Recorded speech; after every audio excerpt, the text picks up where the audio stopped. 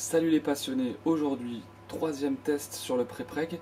J'ai fait quelques erreurs sur les anciennes vidéos, je me suis un peu renseigné et je pense avoir fait des boulettes.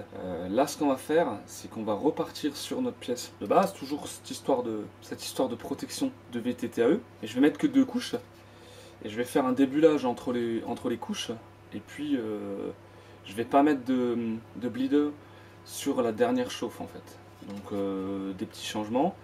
Je vais essayer de garder un sac sans fuite. Si j'ai des fuites, j'ai aussi une autre astuce, on va tester. Je vais vous parler un petit peu mieux des cires et des semi-permanents, enfin je vais vous le montrer. En gros, produit Easy Composite, il en existe plein d'autres. Voilà, ok. Allez, c'est parti.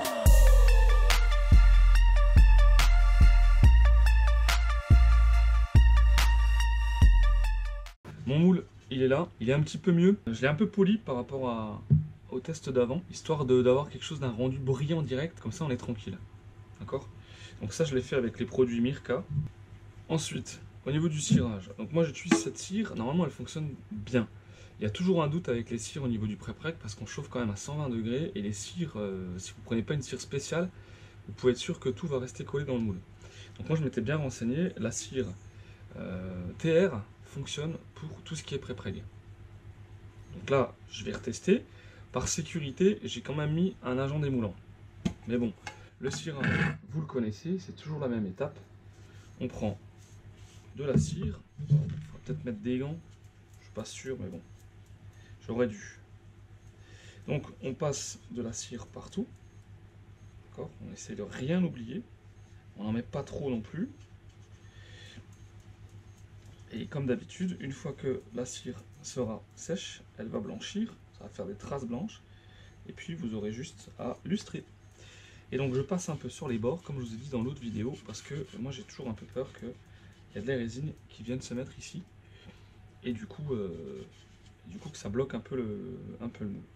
Donc là à contre-jour on voit qu'il y a de la cire partout, on peut arrêter. Le semi-permanent, donc le semi-permanent, par exemple celui-là, Easy Lease Release Agent de chez Easy Composite, vous en mettez un peu sur un chiffon, vous passez sur le moule, vous attendez que ça s'évapore. Là, il y a toute une procédure qui est écrite derrière, alors elle a été écrite derrière à l'époque, mais maintenant vous la trouvez sur internet. Le pré-preg, j'en ai pas trop parlé la dernière fois, donc le pré-preg c'est quoi? C'est une fibre de carbone où dedans il y a déjà de la résine à la quantité idéale. Et au moment de la chauffe, cette résine elle va partir et se mettre partout. On chauffe plus pression, on va dire. Alors on n'est pas en autoclave, j'en parle après. Donc chauffe plus pression, la résine va s'installer partout. Et puis au bout d'un moment, à 120 degrés, elle est censée durcir et se figer. Pour ce qui est d'un pré-preg standard, vous ne pouvez pas le faire à la maison, il faut ce qu'on appelle un autoclave. Un autoclave c'est quoi? C'est une grosse cuve qu'on va mettre sous pression pour appliquer une pression sur notre sac de vide. Notre sac de vide, il va être à moins 1 bar, le minimum qu'on puisse faire en tirant. Et ensuite, avec l'autoclave, on va monter à, alors je sais même pas combien, 4, 5, 10 bars, pour mettre une pression sur le sac. Donc c'est en fait une double, donc il y a une dépression dans le sachet, plus une pression sur le sachet. Et là, vous sortez des pré-preg de qualité, malgré qu'il y ait quand même des pinoles, hein. Faut pas croire, les pinoles, il y en a quand même, parce que moi j'ai des connaissances qui travaillent sur des pièces automobiles pour les voitures de course, et il y a des pinoles. Bon voilà, voilà où on en est. Donc maintenant, on lustre. Donc vous voyez, le moule, il est tout blanc, on voit pas trop bien là sur la vidéo. Le moule est tout blanc, donc je lustre. Voilà, notre moule est propre, on va pouvoir faire un petit peu le ménage sur la table, et puis commencer la suite. Rappelez-vous le gabarit que j'avais fait sur l'autre vidéo, qui va vous permettre de découper comme vous voulez. Moi je veux que ma trame soit comme ça, donc moi ce que je fais avec mon modèle, à mon patron, c'est que je vais regarder dans quel sens je vais poser. Donc là, moi, ce que je vais faire, c'est que je vais couper grossièrement ici. Donc là, je l'avais sorti du congélateur et je vais le remettre. Et je vais le remettre après. Donc là, vous coupez grossièrement autour. Et là, évidemment, c'est la première couche, donc c'est celle de l'XCC 110 de chez Easy Composite. C'est celle qui contient un petit peu plus de résine pour la première couche. Et les autres, elles sont un peu plus épaisses. Donc là, on a notre première partie. Et là, on va prendre la deuxième.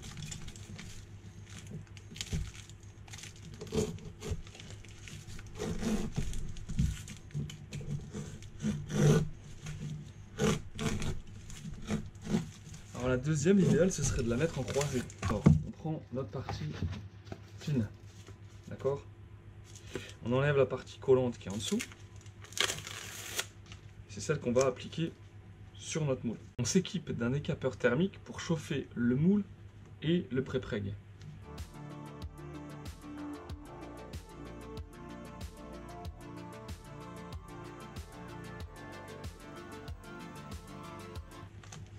Et on commence à plaquer toujours d'un côté, un peu comme pour le recouvrement. Soit on part du milieu, soit enfin, il faudra toujours partir pour en fait chasser les bulles d'air et pour éviter les plis.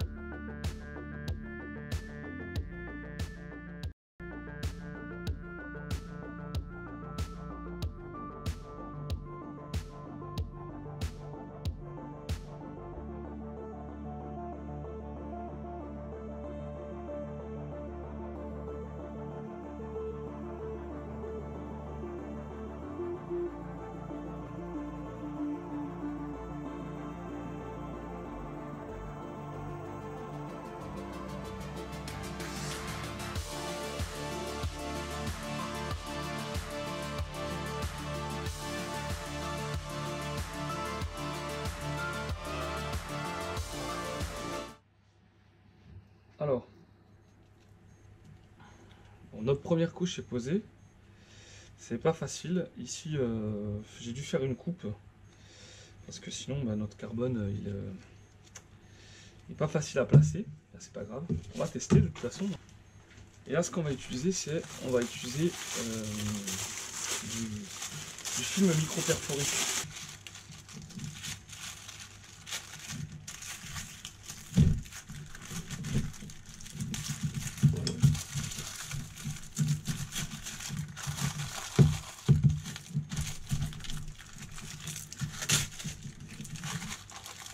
Alors évidemment, quand vous posez ça, il ne faut pas faire de bulles.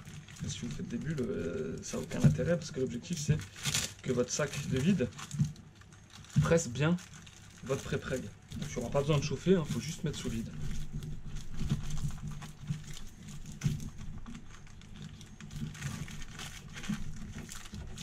Et donc ça c'est le leader. Donc du coup, c'est notre truc qui permet de faire passer l'air.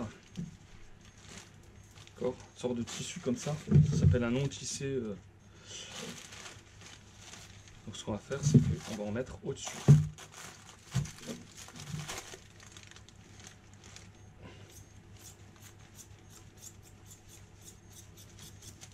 On va le mettre partout comme ça.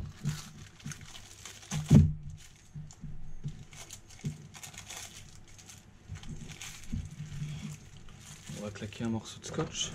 Et ensuite on va le mettre sous vide dans un sac pendant 20 minutes. Voilà, ça c'est la partie délicate. C'est faire ce sac sous vide. Alors en plus je suis parti du milieu. J'espère que ça va aller.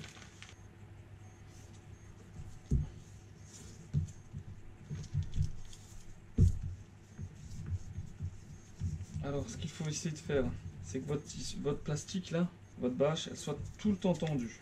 On évite de couper au niveau des virages. On prend de la marge par rapport à la fin de la bâche.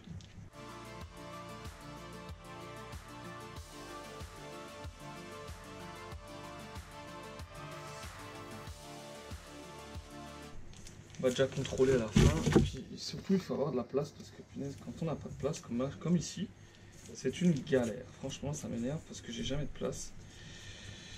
Et ça me gonfle.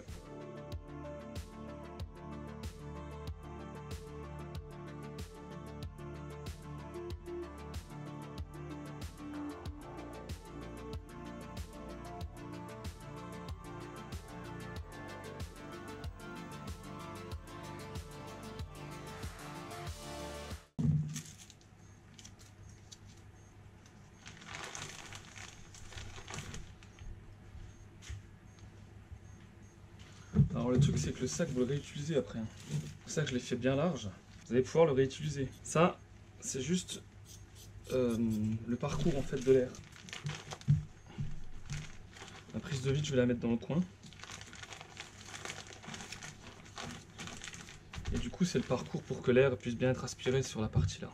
Donc là, vous connaissez, attache simple. Alors bon, c'est là où ça peut fuir aussi. Hein. On se met comme ça, on fait une petite pointe, on coupe le bout, voilà. Et là, on peut fermer.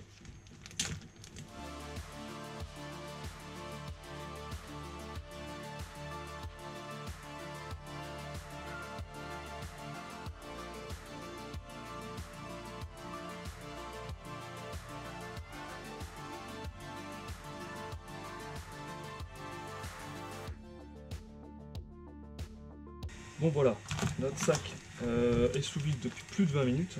On va l'arrêter, on va couper proprement juste ici là, pour éviter de devoir refaire tout le sac, on peut le garder. Et ensuite on va mettre la deuxième couche et on va mettre encore une fois sous vide pour après le passer dans notre...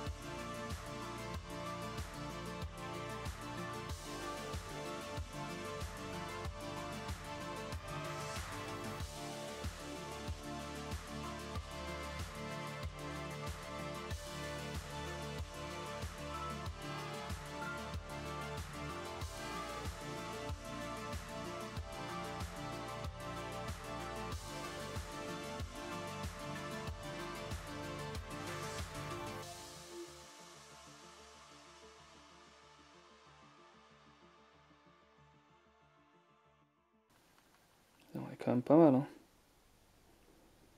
Bon voilà pour le test. J'espère que ça vous convient. Donc on n'est toujours pas au point, mais on évolue.